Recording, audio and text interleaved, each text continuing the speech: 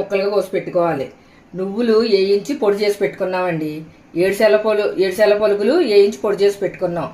ఇంకా గోంగూర ఉడకబెట్టి మిక్సీ వేసి పక్కన పెట్టాను. స్టవ్ వెలిగించి గిన్నె పెట్టి ఇప్పుడు దీనికి ఒక 100 గ్రాముల ఆయిల్ పోయాలి.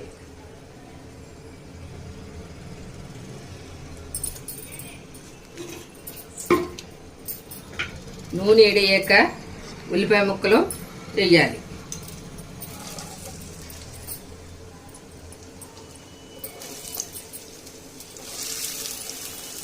ఓ 3 ఉల్లిపాయల ముక్కలు వేసుకోవాలండి. ఉల్లిపాయలు బాగా వేగేయండి. ఇప్పుడు ఇందులో పచ్చిమిరపకాయలు వేసుకోవాలి. తర్వాత వెల్లుల్లి వేసుకోవాలి. తర్వాత కరివేపాకు వేసుకోవాలి. ఇవి బాగా వేగాలి. అన్నీ బాగా వేగిపోయండి. ఇప్పుడు కారం, ఉప్పు వేసుకోవాలి. మీకు తగినంత మీరు వేసుకోవచ్చు.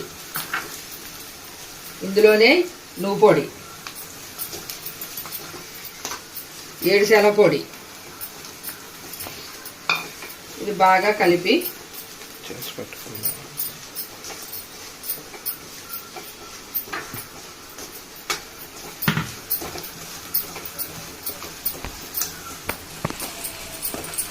ఇందులో గోంగూర మిక్సీ వేసి పెట్టుకున్నాం కదా, గోంగూర అది వేసేస్తున్నాను ఇందులో పేస్ట్.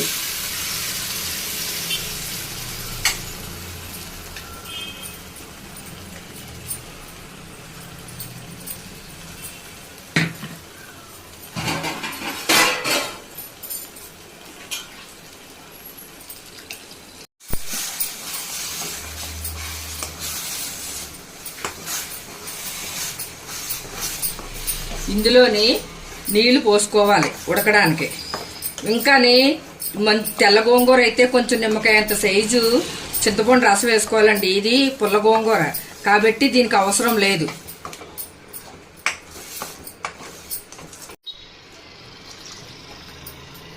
మాది కారం మసాలా కారం అండి కాబట్టి అన్ని అందులోనే ఉంటాయి. పసుపు అన్ని అందులోనే కలిపి ఉంటుంది మాది.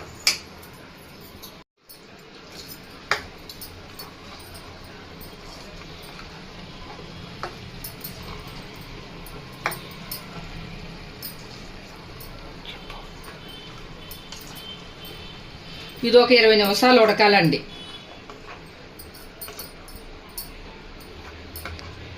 20 నిమిషాల తర్వాత కూర దగ్గరికి అయిపోయిందండి.